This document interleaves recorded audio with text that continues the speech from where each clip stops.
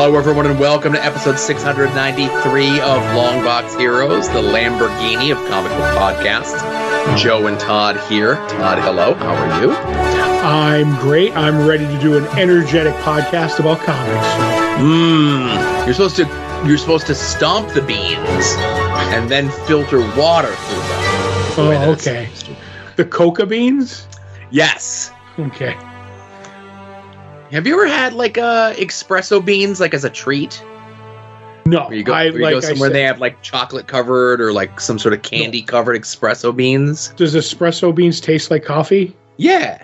Then I don't want to eat them. Like I said, I've had a cup of coffee. I think we've discussed this. I've had 2 cups of coffee in my whole life, maybe 3. Mm-hmm. And when I did, I've described it as, why does this taste like burnt styrofoam? Because you don't like good things? I love good things, but I don't like coffee, so it's a bad thing. Put that in the bad place, Joe. No. I got my kid drinking coffee now. Oh, good. Energetic kid. Yeah. He's, on the weekends when he's up early for his bowling and whatnot, he's like, oh, I need to pick me up. And I have my giant carafe of coffee that I carry with me when I leave the house, Well, I have a little thing on a necklace with a little spoon in it. I can. Oh. That'll give him energy for bowling. It'll be firing balls down the lane. And see, this is how it all comes back around. It's like those long coffee spoons that they used to have at McDonald's back in the 80s. Yep, here comes Asa Fireball Sposto. Oh, we'll see. Not 8 balls? Anyway. Okay, it's a 9 ball. It's so big. Oh, my goodness. All right, so we have a ton of stuff to talk about this week. We have a ton of news. Everything from DC, not only repackaging some older stuff for newer audiences, but changing the box on the cover of the books. The next Brubaker and Phillips project after their big announcement from last week. The Ghost Machine is coming to take you away. A huge announcement in our world and the actual comic world. And follow up from one of our stories from last week. The return of the Rob Watch, ladies and gentlemen. Oh, boy. Conventions discussions. We have a walk down Lois Lane with our good friend Becky. We're going to get Lois Lane and Superman's love origin story, as I understand it. Yep, goosebumps, Joe. Mm-hmm. We have Action Comics. Whatever the new Jason Aaron thing is, issue 1061. Yep. And then we have Zorro, Man of the Dead, #1 in what we read from this past week, what we're looking forward to coming out this week. Todd and Joe have issues where we're going to be looking at Gail Simone's run on Secret Six, but to get there, we got to read Villains United, and we're going to talk Villains United #3 this week. And Todd's short recap of the 5-episode season of Echo. Echo. I can't put After Effects in on this. I'm sorry. No problem. So, again, mentioned the new Ed Brubaker, Sean Phillips book coming out, announced right after the announcement came out of Criminal getting optioned into a TV show for Amazon Prime. Their next book is coming out this summer, and it is entitled Houses of the Unholy. Right. That's all I need to know. I'm buying it. Yep, August 13th. Write it down. When it shows up in the previews catalog, we're going to make a more mindful thing on some of this stuff to give folks reminders about this sort of thing. I did peek a little bit at it. And I did too, all joking aside, but go ahead. Right, and it's, as a lot of Brubaker stuff is, and Sean Phillips stuff is, it's inspired or based on a real event or a time period or things like that, right? Right. And this is very much going to be in the midst of the early 80s Satanic Panic stuff. Right. Which is one of those few true crime-y sort of things that I'm really fascinated by. Do you know when I found out about Satanic Panic as being a thing? I mean, I remember the worshiping the devil, all that stuff at the time. But that it had a name was when I was reading Department of Truth. Yeah? Like only a few years ago, that was the first time I heard it called the Panic. You know what I mean? So I think it wasn't that big of a deal around here is why. It was more of a thing on the West Coast. No, I get that. But even in the new or anytime it was described, I never heard that phrase. And I just had a little bit more of a foothold knowledge, something of it, because of like it coming up on different like true crime-esque podcasts and stuff. Right. But I would say, at least in my popular culture thing, if the podcasts that I listen to, Necronomicon to be specific, Necronomapod, then Department of Truth would have been the second time that I saw it somewhere, you know? Okay, yeah. Never came up on Doctor Who when I was watching it. So. Yeah. Well, Doctor Who stays out of trouble. You know, he doesn't get into any sort of... panic. Yeah, he doesn't panic about nothing, that Doctor Who. And I was hoping the book was about Led Zeppelin, but it's not. I think the closest in my younger popular culture days, because the Satanic Panic stuff is adjacent to the Dungeons and Dragons stuff as evil. Yeah, that I remember, and Mazes and Monsters with Tom Hanks. Yeah, so it was adjacent to that, but I think they were separate but similar. Like the Satanic Panic stuff was something taking place at like a preschool specifically. Right. Where the Dungeons and Dragons stuff was more Dungeons and Dragons stuff. Right, and with that whole thing that happened at the school, I didn't know that was that was an event. I just thought it covered people being scared that your kids were going to get involved in that, but there was a whole weird thing that was explained in Department of Truth. So, like I said, that was my education into it, and we'll move on from there. Yeah. So speaking of Image, that's who puts out the Brubaker Phillips stuff. Next week is Ghost Machine #1, the official launch of Jeff Johns' creator-owned thing at Image. Geiger and Junkyard Joe were it officially, unofficially. Mm-hmm. But this is the official. Actually, it comes out next week. And retailers over the weekend found out that whatever they ordered, they're getting double at no extra cost. Right. Which makes me think like Jeff Johns now owns the rights to like Silverhawks or Cops or something.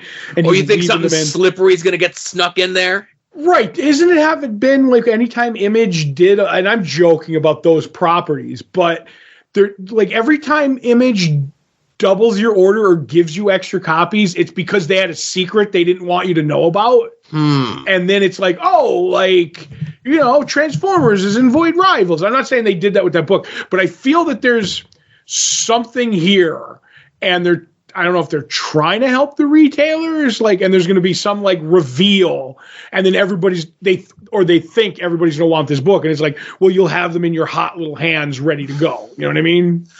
Well, that's the only thing I can think of. My thought process on this is because this is an oversized 64-page thing, that they aren't going to order heavy on them. Retailers didn't order heavy on them, and they were expecting much higher orders on it. And they're like, okay, it's Jeff Johns, it's these things, we feel it's going to be hot. Okay, the retailers didn't take a risk, but we feel strong enough about what we're doing here. We'll eat a little bit of that risk and send out to the retailers the extras that we got sitting around, you know? Right, yeah. Okay. Could That's be my one, could process. be nothing, you know? Yeah, it could be nothing. I'm getting it either way, right? It was on my list from the time it was announced, you know? Me too. Yeah. DC is up to something. It's the Marvel's laying low this week. You know, they got enough issues the way it is, right? So it was announced a little while ago that DC was going to take some of their existing kids and young adult stuff that they had published over the last year or whatever, and republish them, serialize them as new targeted graphic novels. Remember, they had Blast and Pip or whatever the two different publishing arms were supposed to be. Yeah. And they're doing a bunch of young adult novels based on DC comic book characters. It's new materials and stuff.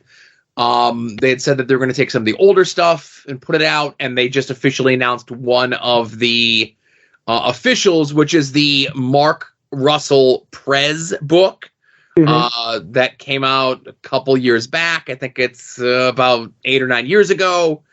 That's one of the ones where we were just starting to get Mark Russell a little bit more politics heavy than, you or I like to read in our comics. And the book, I'll never forget that the book ended up getting canceled, and that ended up getting wrapped up in the Catwoman election special. Right, because, if you think about Catwoman, you think about elections. Oh, no, wait, it sounds like that, but go ahead. Yes. So I'm glad that they're picking something like this, something a little bit more, female-centric. Mark Russell's a hot writer on the come-up. Hopefully they cut him a nice check for republishing some of his stuff. Obviously, it's something that never got collected because the miniseries ended up getting canceled. I just hope that they publish the whole thing, including the finale that shows up in a completely different book months later. Right. And I wish they just put the original Perez miniseries in there. Boy, that was really, really bad in the 70s. So give people bad comics. That's what they want. It was a different time, and you can't judge. How about that? But like we said with Mark Russell and a little more political. But if you're going to have a political book, it should be in Perez, Joe. Yes. Or Perez. I'm saying Perez, like George. Prez. I get you. Yep.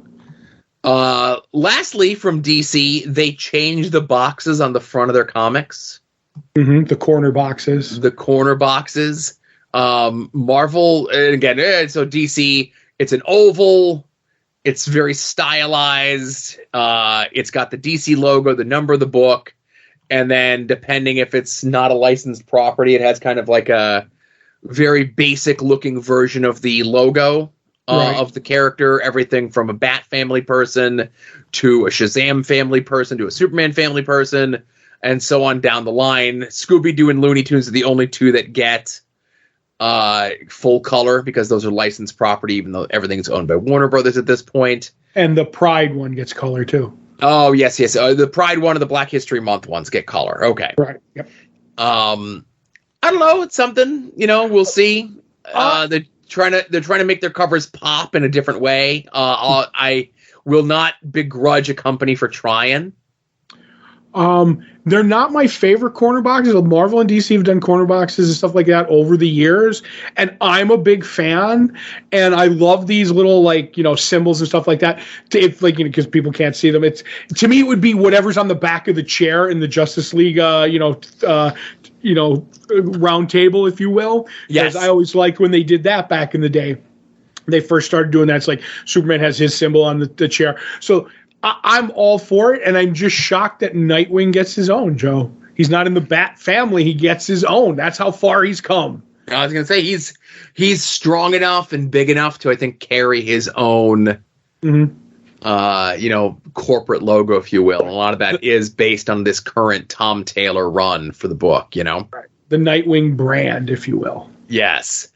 I miss the blue and white DC with the swirl logo. What's it called? The Bullet? No, not the Bullet. What was the one in 06 that everyone hated? Is that the one where it was peeling back a little bit? No, it was before that one. Oh my God. All I know is just bring back the Bullet. I think the guy who invented I Love New York invented the DC Bullet. Two things there, Hall of Fame right there. But I don't remember the what would you call it? The evolution of the DC symbol. Yeah, if I it's not like we're sharing the screen or anything, but I could show you. Right. I bet you could find it faster than I could. DC Bullet. '06.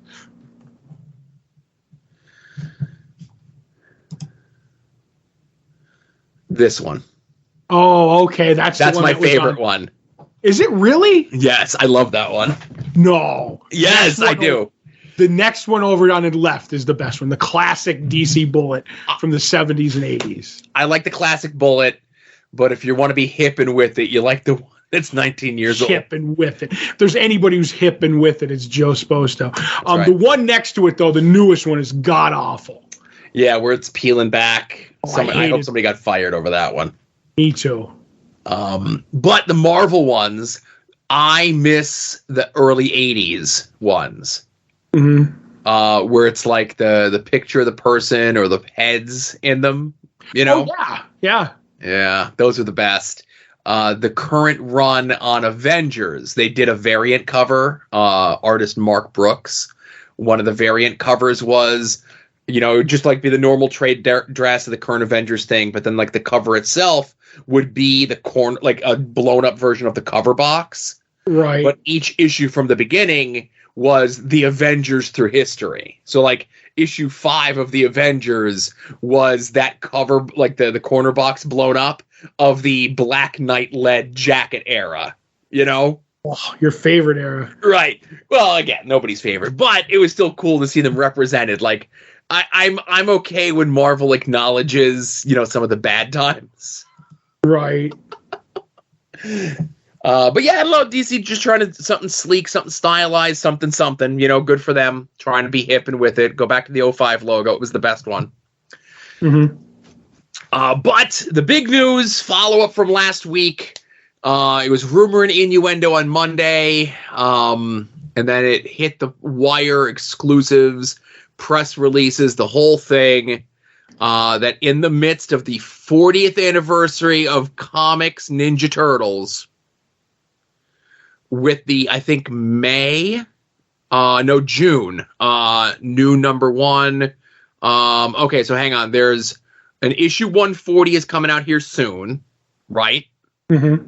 There is a Ninja Turtle Alphas 1 that's coming out in June, and then a new ongoing number 1 that comes out in July, and that is going to be written by Jason Aaron. Right. Which, you know, probably San Diego, they'll have some big reveal, you know what I mean? Yeah. Some giveaway or something, you know? Something, you know? And, like, you get the quotes from the IDW people, you get the quotes from Jason Aaron. Todd, I'm going to be getting, you know, since my kid was 4 and into Ninja Turtles, this will be the first time that I get an ongoing monthly Ninja Turtles book. Because I guess apparently this run of Turtles that Jason Aaron's, they're not rebooting it or anything. It's going to be continuation of this, you know, timeline, which is a bit different than the past storylines. And it was never really my bag, my cup of tea. I don't know how many issues I ran on the IDW Turtles run, but Jason Aaron is going to do a number 1. I'm going to read that Turtles book. Yep. It's, you know, there's no ifs, ands, or buts about it. And it's always one of these things where, you know, I don't want to say that we live in a bubble when it comes to our comics, but sometimes when a story like this hits pretty big, you have to go outside the bubble a little bit just to see how it's permeating. Right. And I was shocked, Todd, to see the number of people that were not excited for this, let's just say. Really? Oh, no. Yeah, that's what you do when you read the comments on an article on Facebook, you know? Don't do it. I know. What can I tell you? But yeah, that's cool. No art team announced yet. You know, it'll be interesting to see who ends up doing that, who doing the chores there. But it don't matter. It says June is the alpha, July is the official book. It's already on the spreadsheet, ready to go. Cool beans. I know it's on whatever my list is. I put it on the inside of old pizza boxes or something. Now, I know this may surprise you, but this story about Jason Aaron taking over the Teenage Mutant Ninja Turtles leads directly into... Ask not for whom the rob trolls. The rob trolls for thee. And now... the Rob Watch. Now, I really want to make this a supersized The Rob Watch. Okay. But I will be very careful in regards to this, right? Go crazy, Joe. This is where you shine. So the announcement comes out, right? And the Rob retweets the announcement, linking up one of his own tweets. Now, I'm sharing that tweet with Todd right now.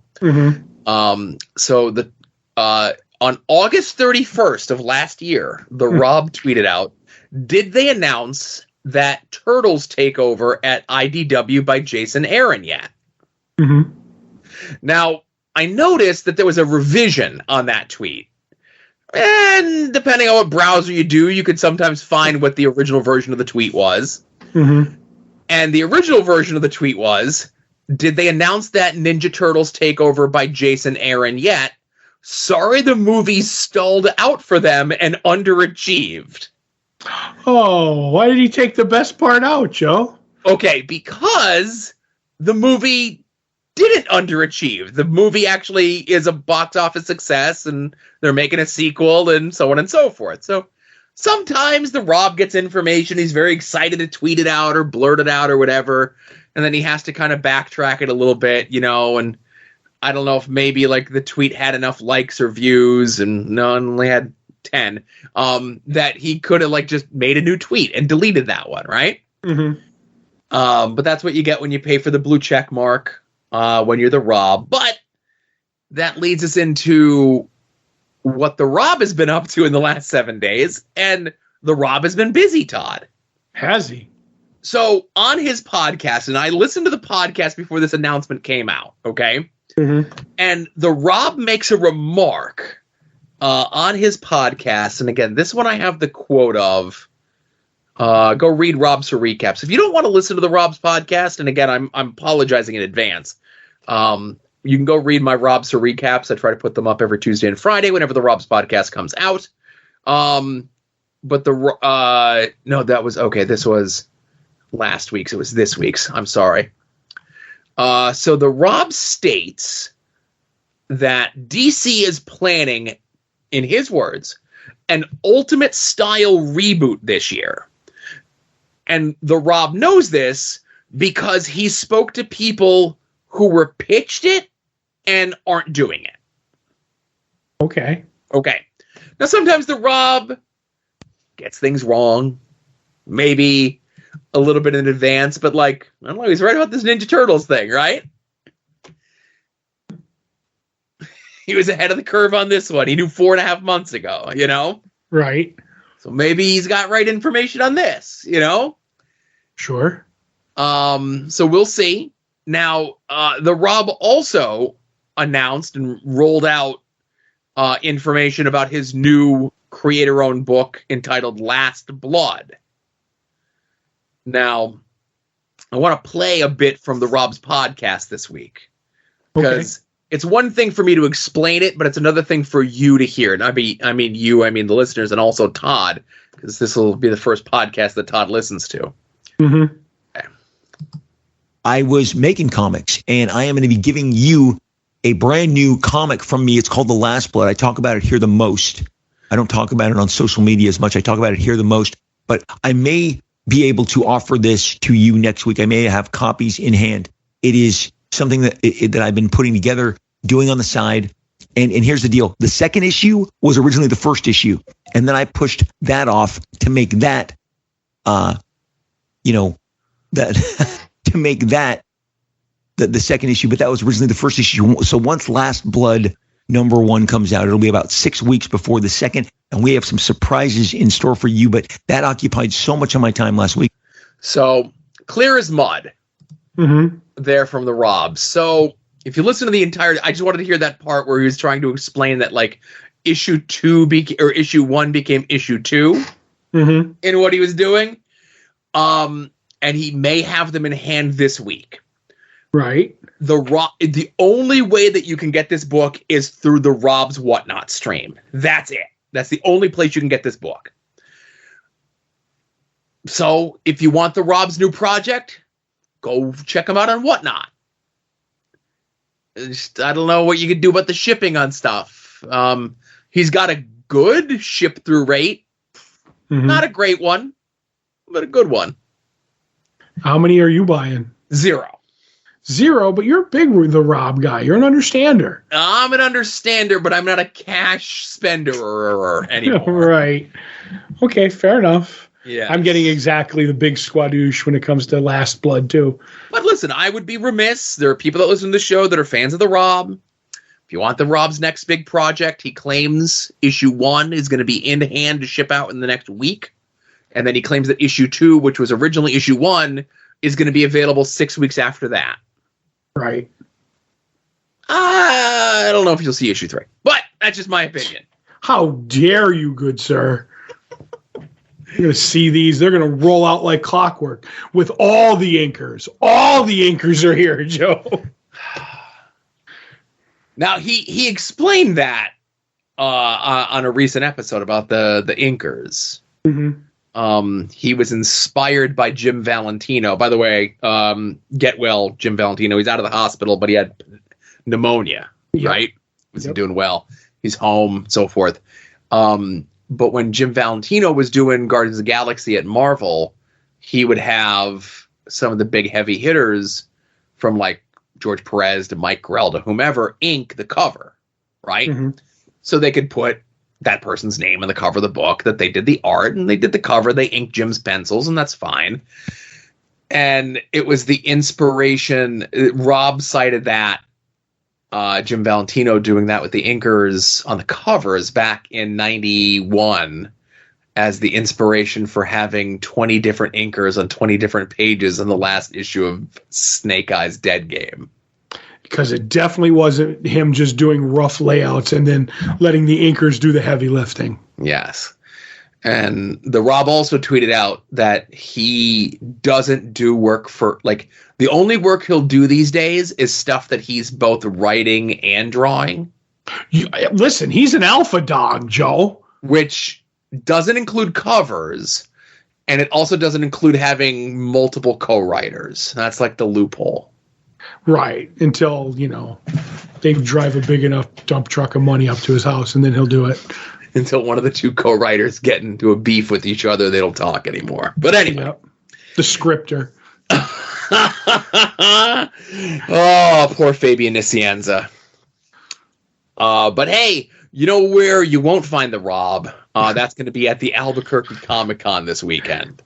Right. I think the Rob is just doing like an LA Con and New York Comic-Con this year, he's already said.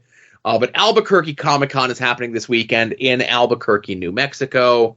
Not a ton of comic book folks are going to be there. Mark Waid and Howard Chaykin are going to be doing like a seminar sort of thing, like a writing seminar. So that sounds pretty cool, right? Right. But media guest wise, Famke Janssen's going to be there. Okay. Tom Arnold is going to be there. Ooh, I'm going to get my True Lies DVD autographed. Sylvester McCoy is going to be there. Oh, he's a doctor. Like, was he on ER or something? Or no, he was in the TARDIS. Oh, is that one of the spin-offs of ER? No, you're thinking of Doctor Who. Oh, okay.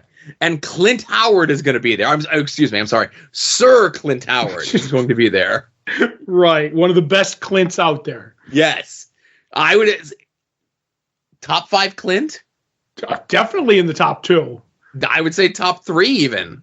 Right. Who's the other one? Clint Black? Margin of error. How about that? Just in case it's a Clint I'm forgetting. Right. The Mount Rushmore of Clints. Yes.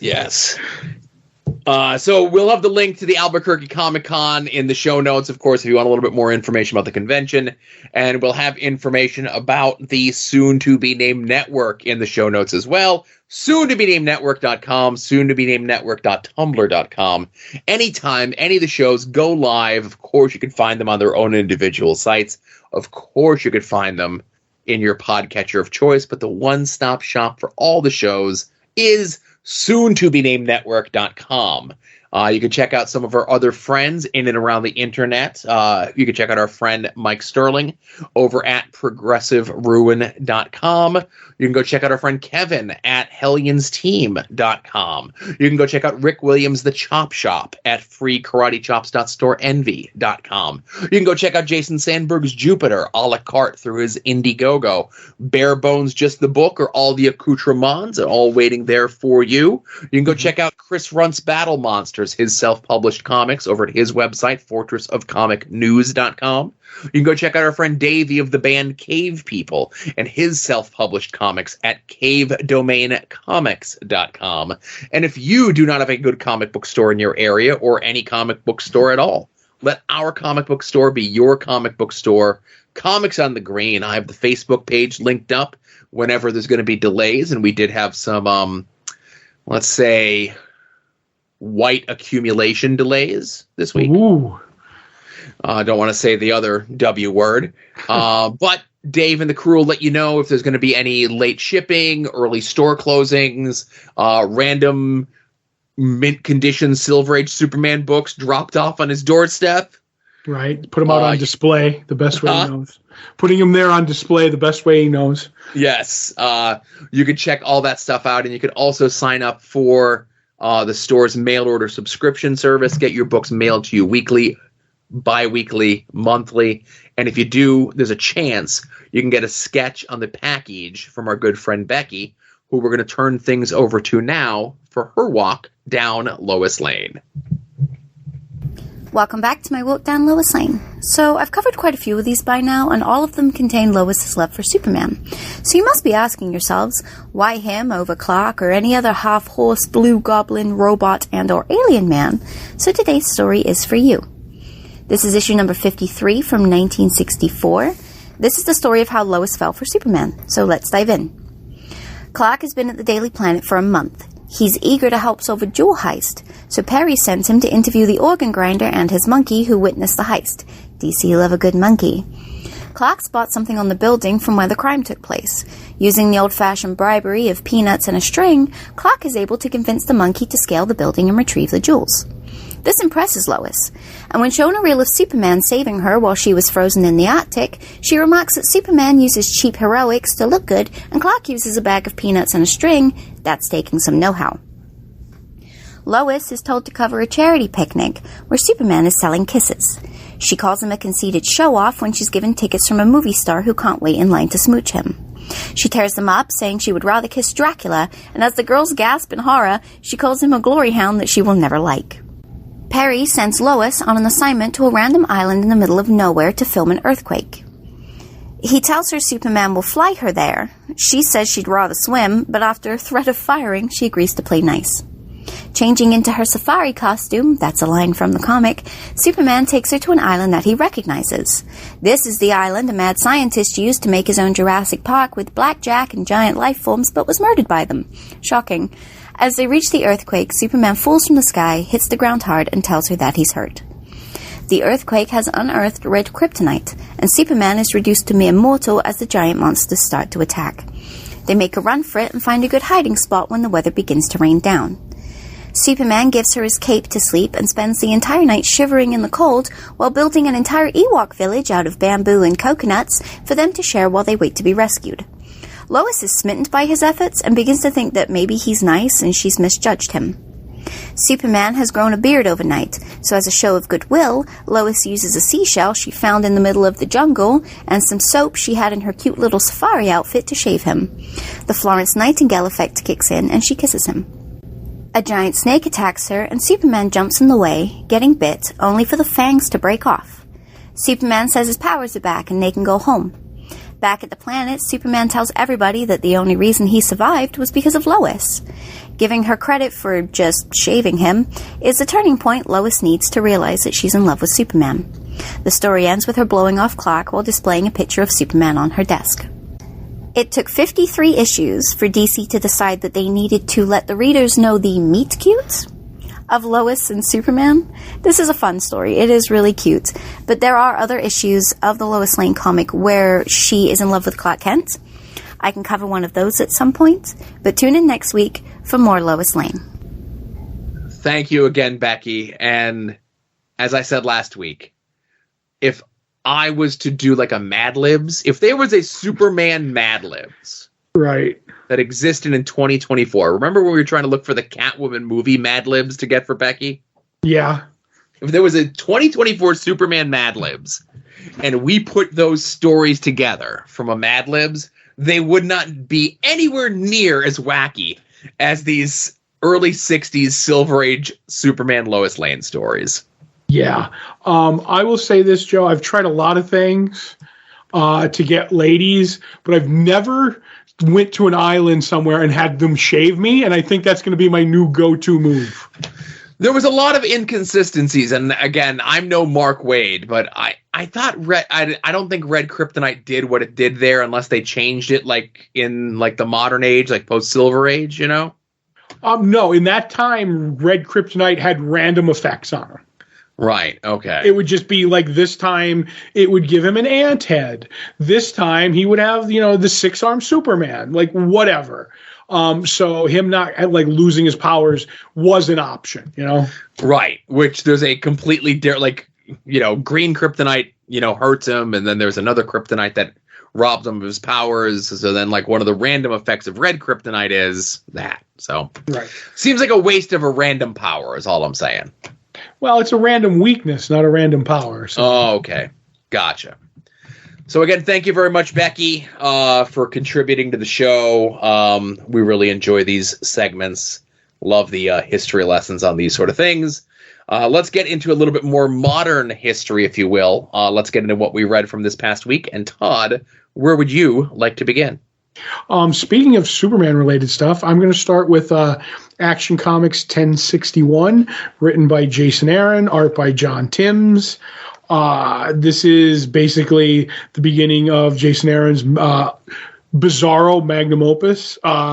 He is running through the different Earths, like the different universes, and he ends up on a magic, the one with the most magic, and he ends up absorbing magic because apparently, being the opposite of Superman, where magic hurts Superman, magic, gives Bizarro powers, which was interesting. I don't know if they've ever really done that before, but through a series of events, he ends up on our Superman's Earth and talking to him, and he ends up fighting him, and he has his reasons. Something's happened with his Bizarro world, which, reading is just Earth spelled backwards, which is kind of funny.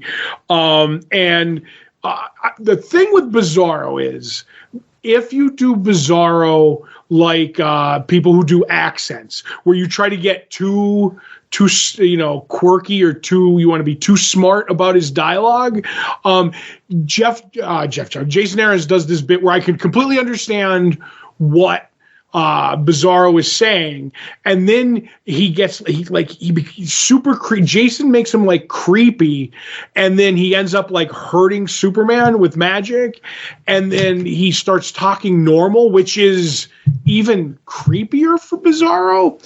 But then he does something, and Superman realizes what he was saying, and it's kind of like a twist ending and everything like that, and things go completely awry.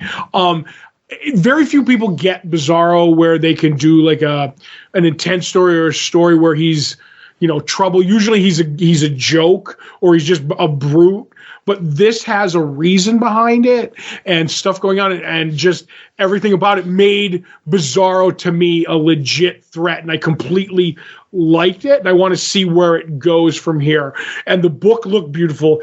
Bizarro and Superman throwing down, and Bizarro just knocking Superman around, going like here, going there, going into deep space.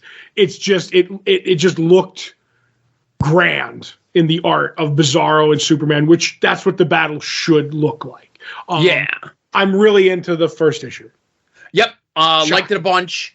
I have, and again, it's not so much as a nitpick, but again, I'll save it for the very end. Liked it a bunch for many of the reasons that you said.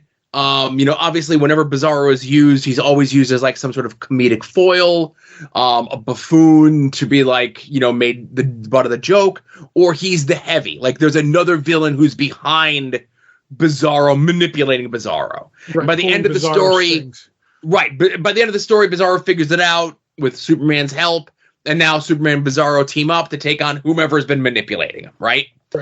But this time, Bizarro is the villain. And the whole crux of this, as you mentioned, is that Bizarro world is gone. Now, I haven't read a lot of the stuff of Superman. I have a little bit of a blind spot in more recent years of stuff. But there was like a boy Zorro, and Bizarro had a family, right? And Bizarro world is gone.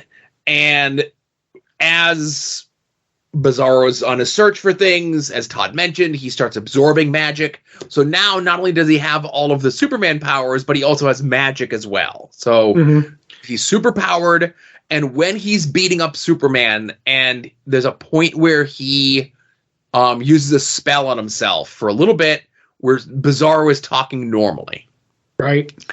And Bizarro is saying, like, with all the magic that he's absorbed, he could see it all except a way home. And I'm just like, oh, what a crushing line that is. Like, here's this thing of like, it's a big level up for Bizarro. It's a big, as the kids say, glow up for him to make him the threat as opposed to the manipulated threat. And this line, it's like, oh, I get why he's doing what he's doing now. Who doesn't want to go home, right? Right. You have the empathy for him, and there's a bit in the book. There's a great first issue. Like, granted, like, yes, I'm sure they would have loved to renumber this yet again, but I think in the one time in the last 15 years that they renumbered Action Comics, they immediately went back to the old school numbering, right? Mm-hmm. To have that, longest running, whatever, still being published. But this is a great first issue because, like, everything is explained. You get to see some Superman stuff. You get some Superman inner dialogue. There's a bit with Lois and Jimmy where they give you, like, the synopsis of the who and the what of Bizarro if you've never read or seen or anything else like that before. And if I have any nitpick about this, is that it tries to line up with what's going on in the Josh Williamson Superman book. Right, with the Lexus Tower is now Supercore. Yeah, so it tries to line up with it, but it's definitely a different story that's being told. And my dopey brain is like now trying to figure out where it fits into everything. And that's it on doesn't you. Right, and that's definitely on me, and that's my nitpick. It did not take away from my enjoyment of the story, and it's not like, well, I can't read two Superman books that are going on concurrently by two fantastic creative teams because I can't parse out exactly where these two things are taking place.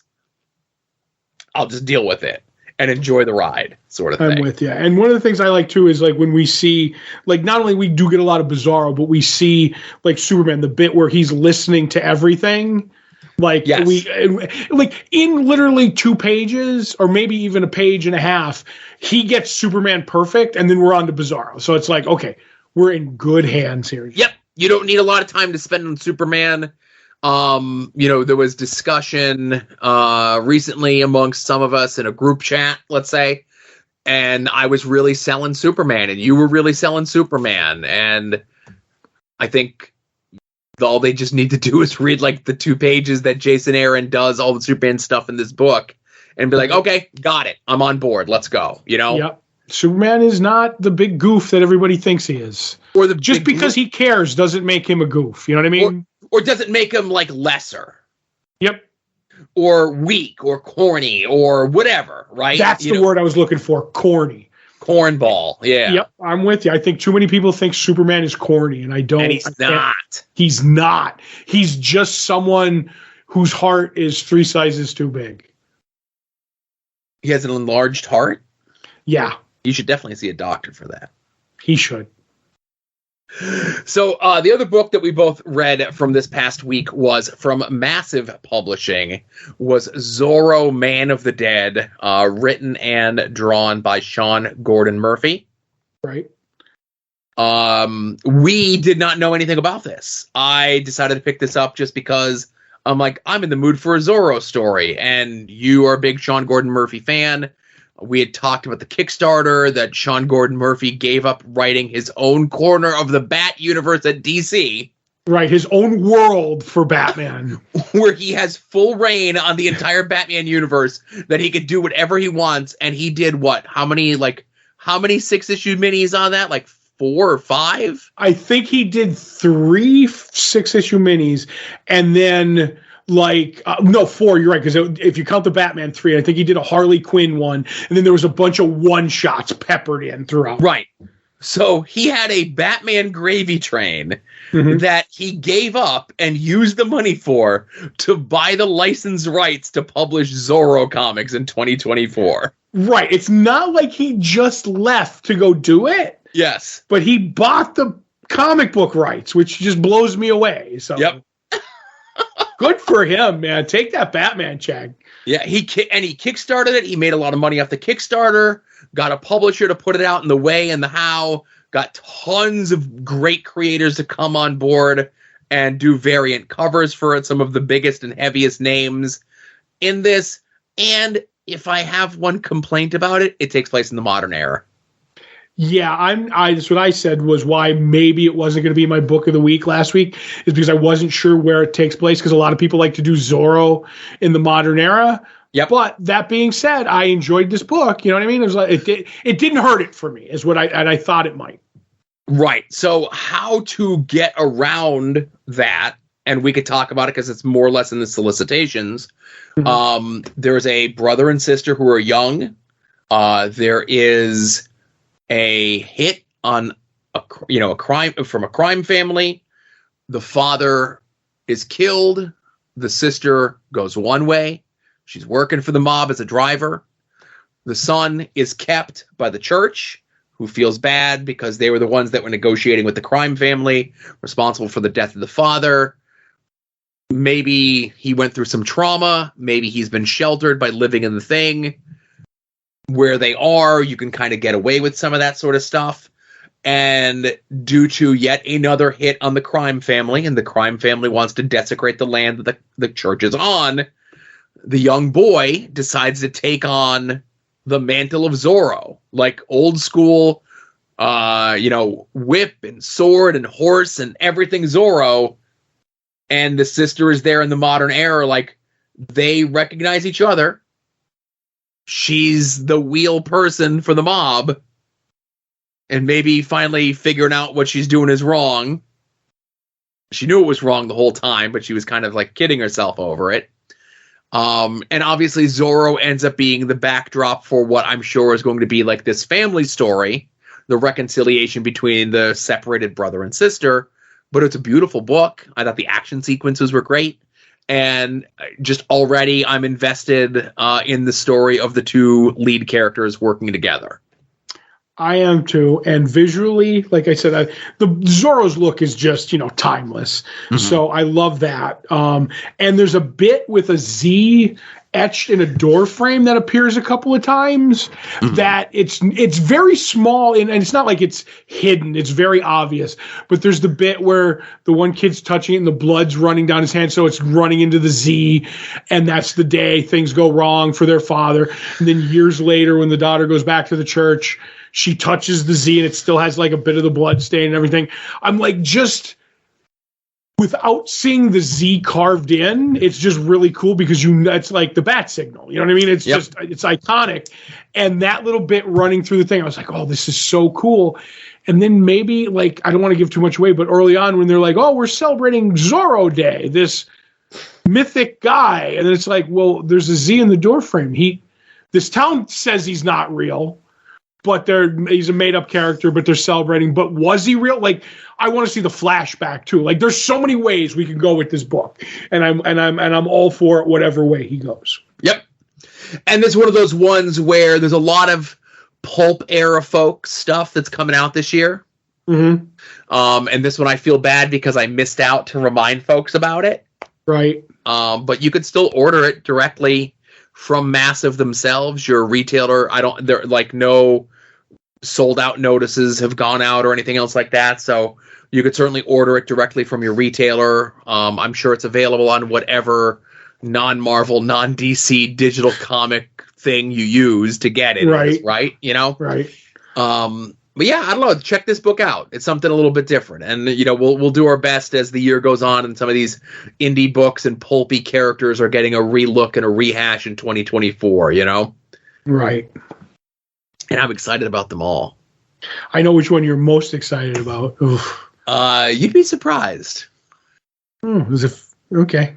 Okay, so you know what? We'll talk about it. So it's coming out in April, so it'll be in the solicitations that come out later this month.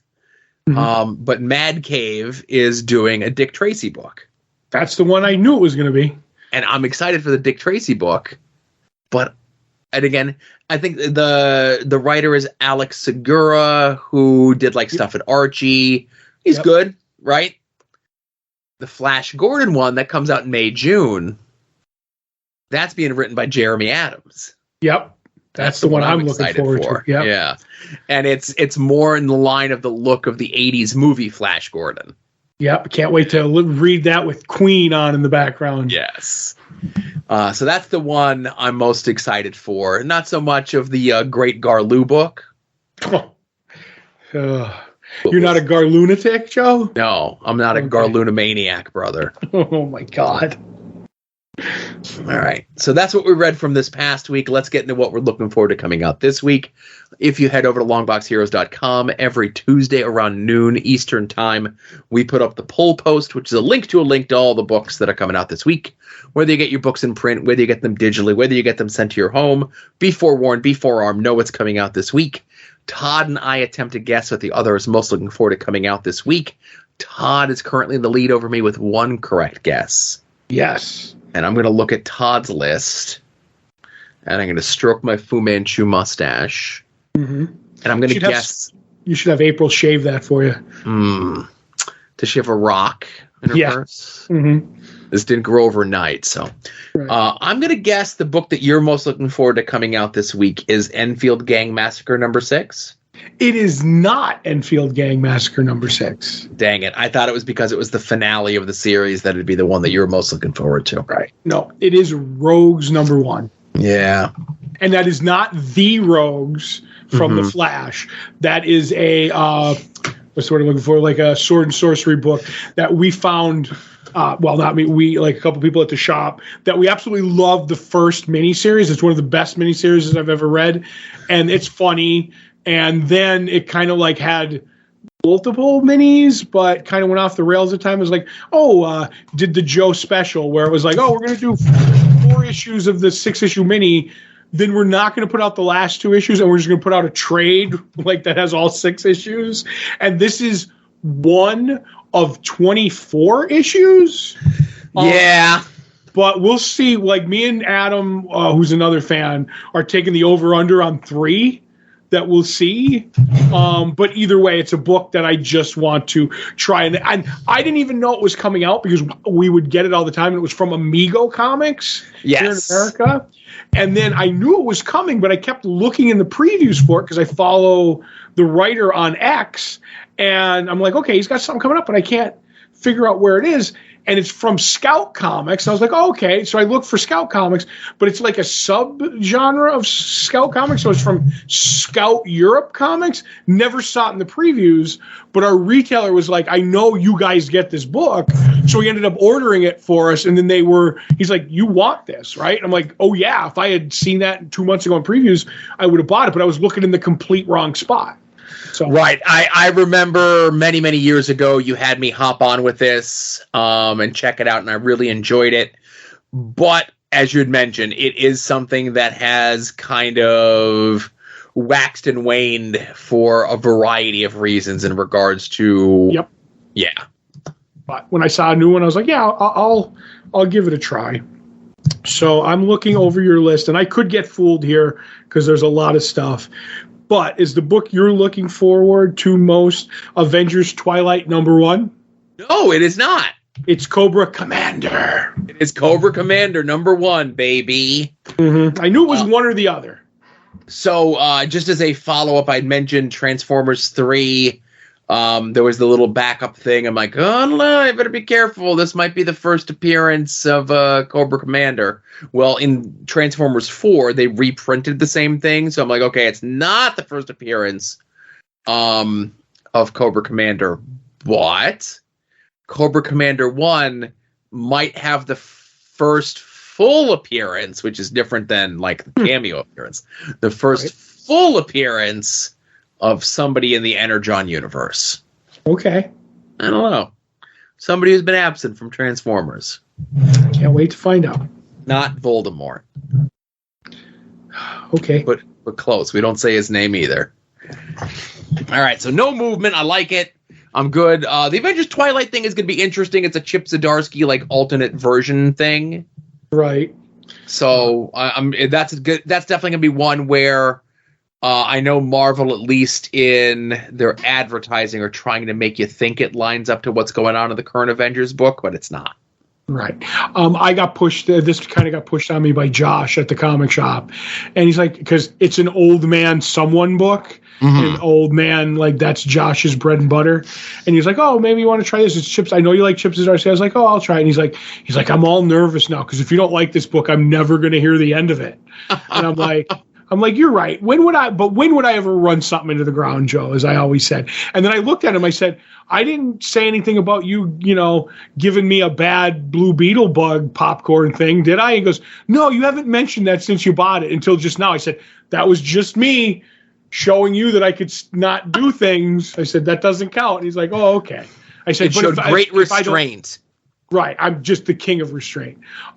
If I don't like it, though, you're in trouble. And he's now all nervous. So, oh boy. Well, maybe we'll talk about that next week. We'll see. Right. So while you're over at longboxheroes.com, be sure to check out all the other stuff that Todd and I are up to, whether it be past episodes of this show, past episodes of Longbox Heroes After Dark. I didn't plug all the shows in the network, but you know all the shows in the network. I'm not going to plug them. Right. But you could also follow along with us with Todd and Joe Have Issues. We're here in 2024. We are rereading Gail Simone's Secret Six. And to get there, we got to read Villains United first. We got a retweet from Gail this past week. That was kind of cool. That was nice, yeah. Yeah, it was a nice little bump in hopefully listenership, viewership, awareness, etc. But this is Villains United number 3, and I'll just get this out of the way right now. I wish Dale Eaglesham did the whole book. I'm with you, but Dale, misses issues every now and then. The replacement artist on issue 3 is Val Zemeckis, if I'm mispronouncing that. Right, I think it's Zemeckis, but yeah. Right, and Zemeckis' art is a little bit more, I don't want to say hit or miss, but there's stuff that's really super detailed, and there's stuff that's not as detailed. It's a little bit more of a mixed bag. And sadly, and I say sadly, because this book allegedly ties into what is upcoming in Infinite Crisis, spoilers, it's not, I could only imagine that there might have been pressure to get this book out on time with deadlines. I think that has a lot to do with it. Yes. So I will chalk it up to that. The crux of this issue is that the Secret Six, the Six just called, they're not a secret yet, are captured by Luthor and his society, and they're all being tortured by the crime doctor. They're all being injected with stuff to make the pain much more unbearable, and the idea is to either get them to break and give information up of who Mockingbird is, or turn on each other. And they start to kind of do both as the story goes on. We get a bunch of the remnants of the goons that got the jump on them at the end of issue 2. And I like that they're sitting in one of the other rooms in the building and they're playing Metropolisopoly. Right. And we have it's Icicle, it's Titana, it's Weather Wizard, it's Count Vertigo, and I can't remember who the 5th person is there. But I like that Count Vertigo, since he's like a count, Mm-hmm. They're like remarking on what's going on, the torturing, that's what we signed up for. His whole thing is about how the poor capitalism that this game promotes is. Yes. And I think that one other guy is Sledge, by the way. Sledge, there you go. Right. But this is like a bonding issue where we get a little bit of the origins of some of the newer characters, specifically this iteration of Ragdoll. And that's a pretty creepy origin story for how he has his powers, if you will. Right, because he wasn't born with them like his brother and father from Starman. He had a bunch of operations, and that's what Mockingbird has over him, is that he needs lube for his joints and stuff. Well, he needs something special for his skin. Right, so he doesn't pop through them with his bones. And Mockingbird only gives him just enough. So that's why he's in. And I do like the fact that when the crime doctor trying to torture a parademon is absolutely hysterical. Mm-hmm. That's like, it's just like, why are we even wasting our time, Well, they don't know that, all the crime doctor knows is, torture and injections. Mm-hmm. And little do they know that the brief origin that we get for the parademon was this is just another birthday for him. Mm-hmm. We get a little bit of how Luthor is attempting to keep Black Adam in line, because Black Adam does have some morals and some good in him. But he's also very easily manipulated. So that's an issue as well. And we get to see teamwork developing between the six, specifically between Catman and Cheshire, where Catman leans on her to figure out what the poison is that they're being dealt with. Mm-hmm. And, we get to see a very interesting bit. Again, I can't say that I'm a Cheshire historian, that I've read hundreds and hundreds of her appearances. I don't think she's had hundreds and hundreds of appearances, right? No. But it's interesting to see her not just being a fighter. It's interesting to see her in this trying to use her knowledge of poisons to figure out what they're doing. Right. And I could say that this was probably the first time that they ever did that. Not that I can remember, but yeah. Right. So based on that, Cheshire is able to assist Catman in what they're attempting to do. Catman decides to take Deadshot's spot in the torture, because they're on a cycle of once every, 5 hours, because there's 6 of them. And that allows Catman to get the jump on the crime doctor, his nurse, and we get a bit with the Captain Nazi character and the syringes. Yep, that your wife would absolutely love.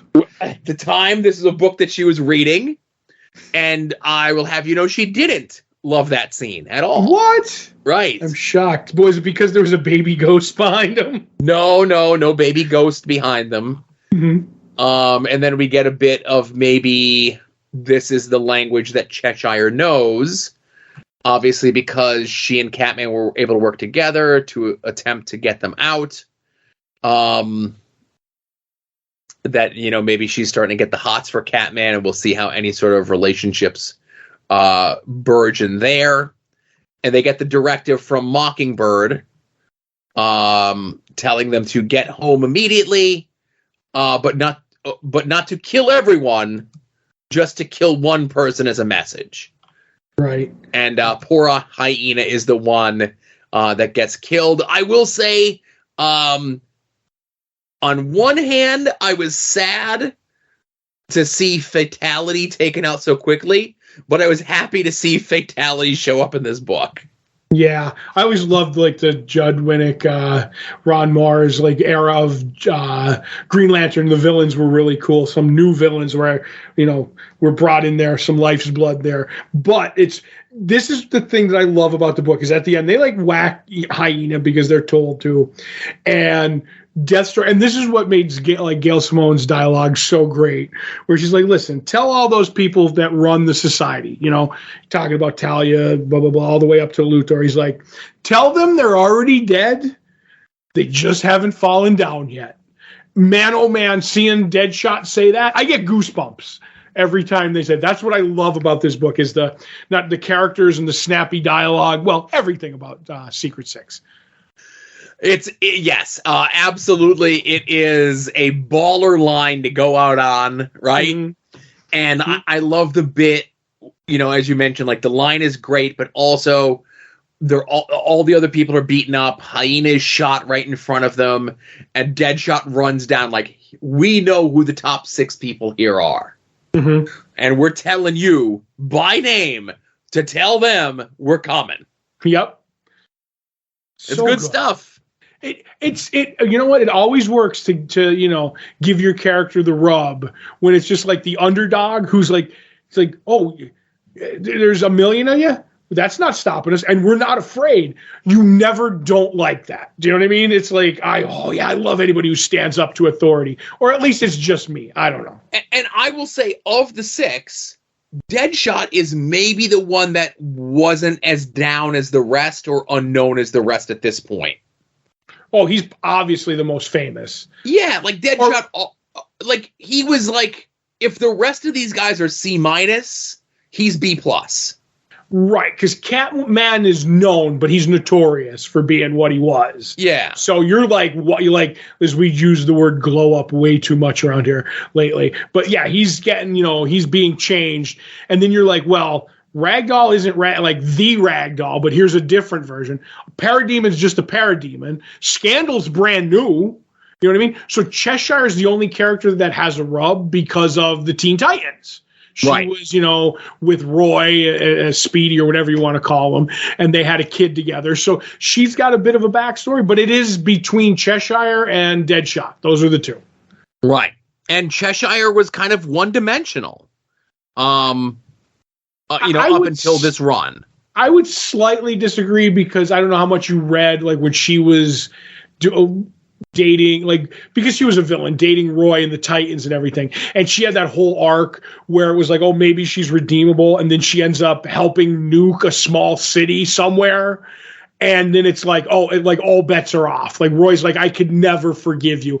And there was some stuff there. I'm not saying it was deep, but it's deeper than at the time to me, Deadshot being, yeah, I just have a death wish. You know what I mean? Right. This is where they kind of bring in the daughter and stuff like that. But before that, it was all just, yeah, I'm killing. I hope I get killed doing this with the Suicide Squad. Yeah, but like I said, I'm having a blast. I'm glad. I'm hoping y'all are enjoying this as well, because like I said, it's definitely very fun to go back and read something like this that's actiony, that's punchy, that's enjoyable, that's really good to look at, all that sort of stuff. And that's what this book is. I'm excited and eager to finish this up for the rest of the year.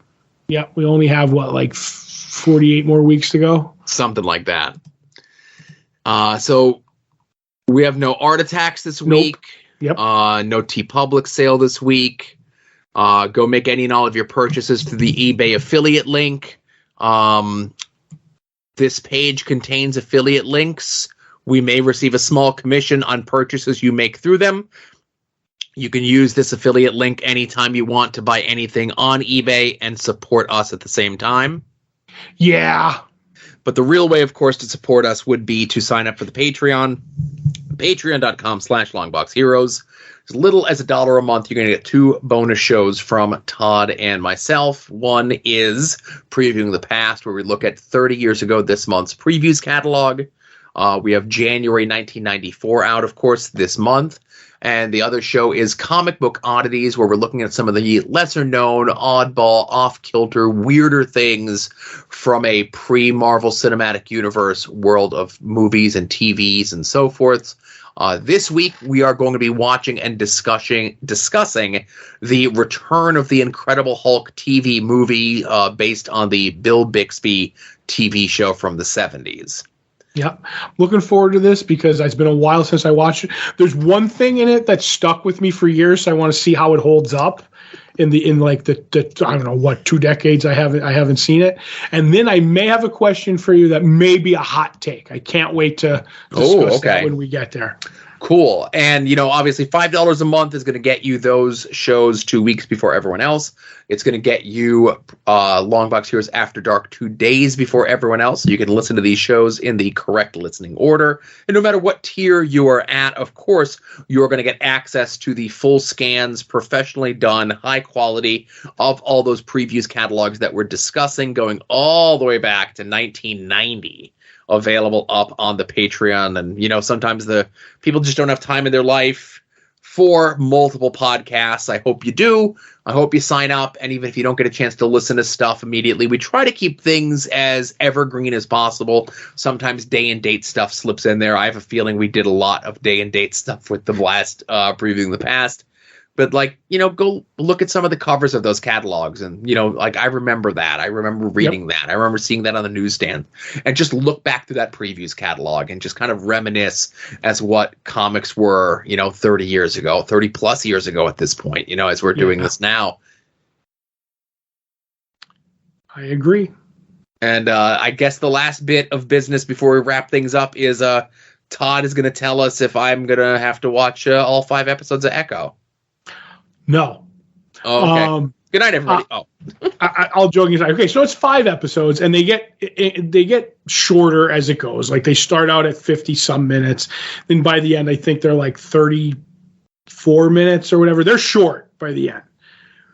But just to make a long story short, Echo is never likable as a character through all of this because the gist is she's mad at Fisk since what's happened in Hawkeye. And she goes back to the town she grew up in, and we find out how she lost her foot, and she was always couldn't hear and stuff like that.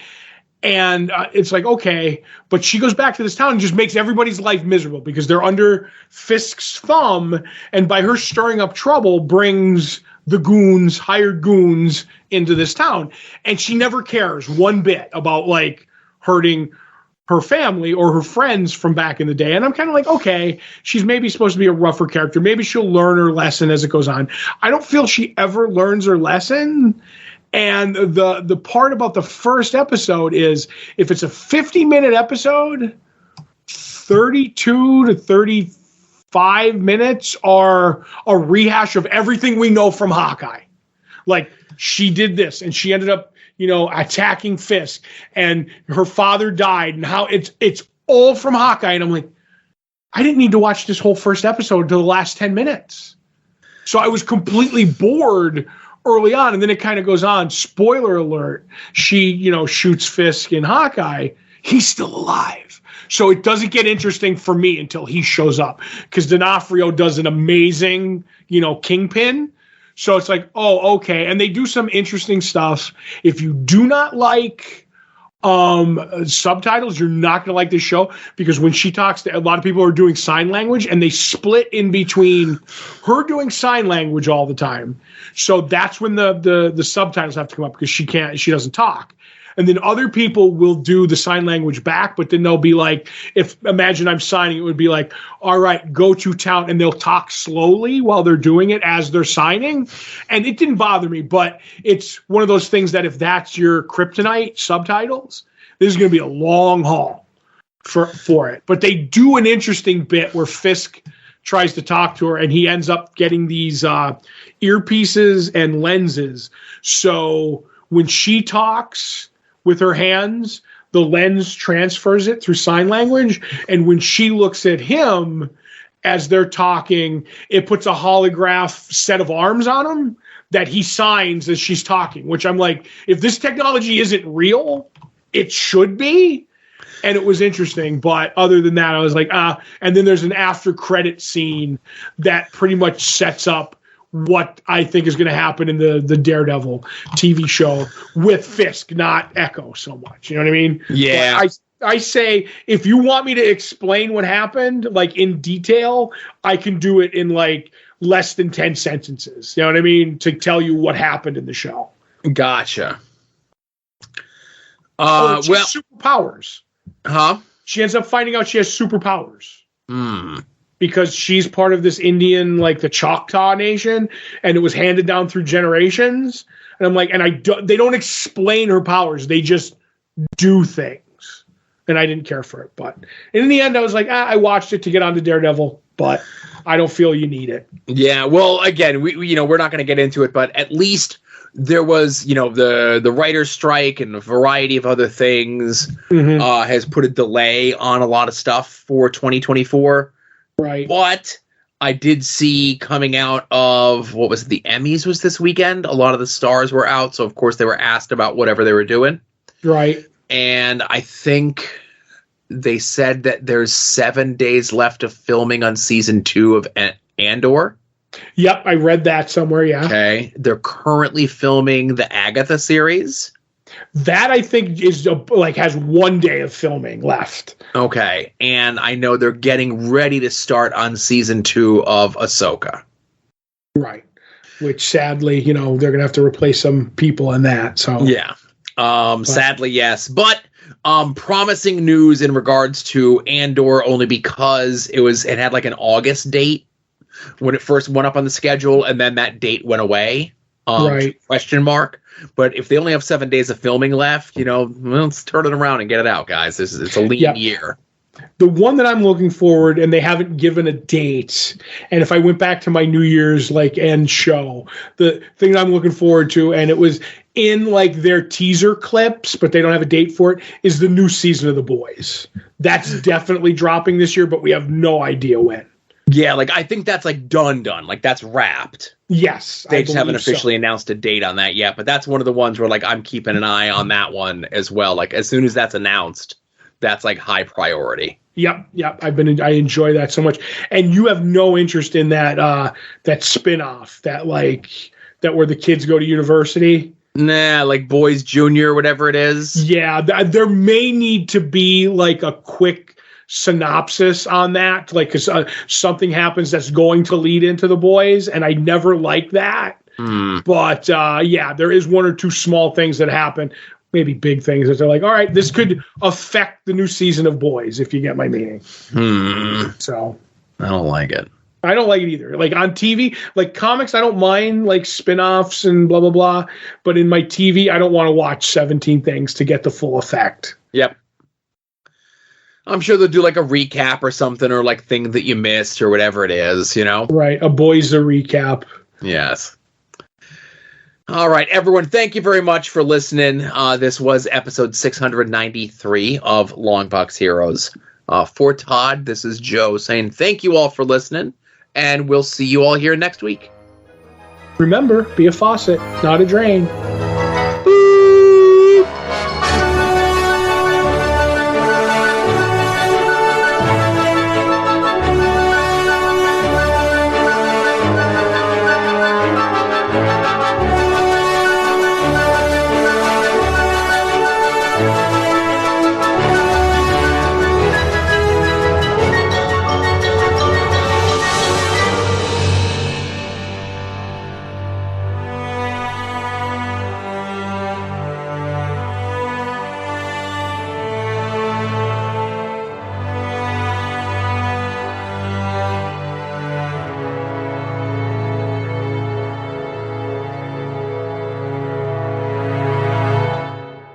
The Rob is a Longbox hero. The Rob is a Longbox hero. He gives us five stars. You're listening to the soon-to-be-named network, the Lamborghini of podcast networks.